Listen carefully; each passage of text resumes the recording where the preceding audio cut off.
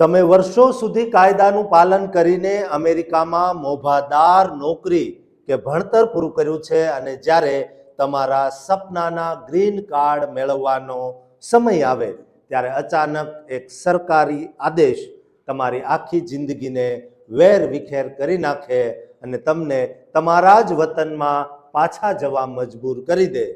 શું અમેરિકામાં કાયદેસર રહેતા લાખો ભારતીયોના ભવિષ્ય પર આ નવી સરકારી નીતિ મોટી આફત બનીને તૂટી પડશે?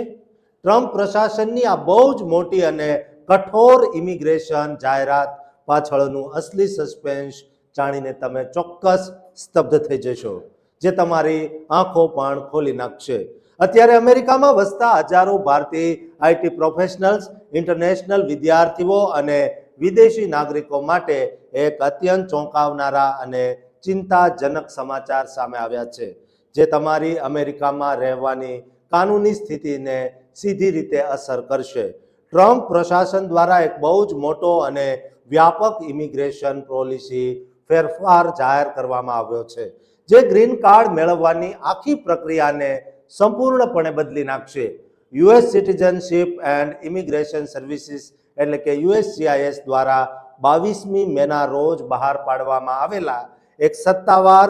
પોલિસી મેમો અનુસાર હવે જે પણ વિદેશી નાગરિકો અમેરિકામાં કાયમી રહેઠાણ એટલે કે ગ્રીન કાર્ડ મેળવવા માંગે છે, તેમણે સામાન્ય રીતે આ આખી પ્રક્રિયા અમેરિકાની બહાર રહીને પોતાના વતનમાં આવેલા US કોન્સ્યુલર ઓફિસો દ્વારા જ પૂરી કરવી પડશે અને અમેરિકાની અંદર રહીને થતા સ્ટેટસ ફેરફાર એટલે કે એડજસ્ટમેન્ટ ઓફ સ્ટેટસ પર સરકારે બહુ જ સખત નિયંત્રણો મૂકી દીધા છે। અત્યાર સુધી પ્રચલિત કાયદા મુજબ અમેરિકામાં કાયદેસર રીતે રહેતા અસ્થાયી વિઝા ધારકો દેશ છોડ્યા વગર જ અંદરથી ગ્રીન કાર્ડ માટે ફાઇલ કરી શકતા હતા, પરંતુ આ નવી નીતિ હેઠળ USCISના અધિકારીઓએ સ્પષ્ટ સૂચના આપી છે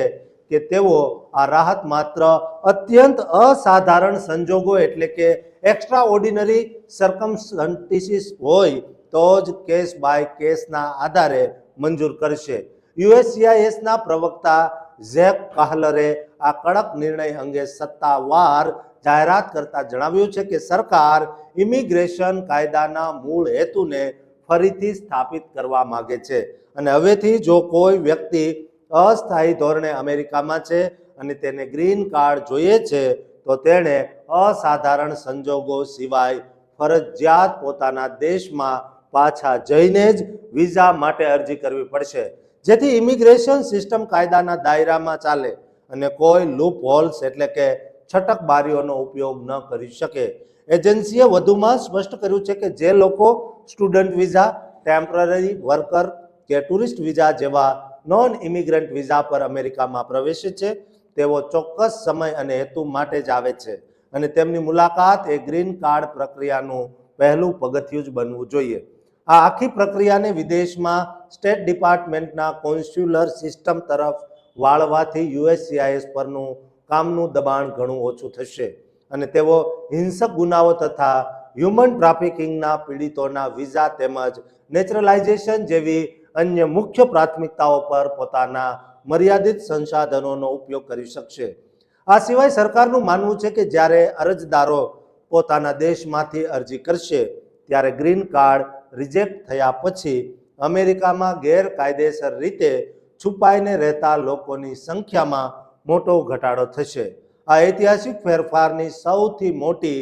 માઠી અસર H-1B વિઝા ધારકો અને આંતરરાષ્ટ્રીય વિદ્યાર્થીઓ પર પડશે, જેઓ પરંપરાગત રીતે અમેરિકામાં રહીને જ આ પ્રક્રિયા કરતા હતા। ખાસ કરીને આપણા ભારતીય નાગરિકો જેઓ રોજગાર આધારિત ગ્રીન કાર્ડ માટે સૌથી મોટી સંખ્યામાં અરજી કરે છે અને વર્ષોના લાંબા વિઝા બેકલોગનો સામનો કરી રહ્યા છે, તેમના માટે આ નિયમ બહુ જ મુશ્કેલ સ્થિતિ ઊભી કરી શકે છે। જોકે અધિકારીઓ અસાધારણ સંજોગો નક્કી કરવા માટે તમામ વિગતો તપાસશે, પરંતુ સરકારે હજુ સુધી તે અસાધારણ સંજોગો કયા હોઈ શકે તેનું કોઈ વિગતવાર ઉદાહરણ આપ્યું નથી અને આ નવો પોલિસી મેમો તાત્કાલિક અસરથી જ લાગુ કરી દેવામાં આવ્યો છે, જેના લીધે હવે વકીલોની સલાહ લેવી બહુ જ અનિવાર્ય બની ગઈ છે। દોસ્તો, તમે પણ ગ્રીન કાર્ડ માટે અરજી કરવાના છો તો તમારે પણ ભારત આવવું પડી શકે છે. માટે અમેરિકામાં વસતા તમામ ગુજરાતીઓને આ વિડીયો શેર કરજો અને આ ચેનલને સબસ્ક્રાઇબ કરવાનું ચૂકતા નહીં.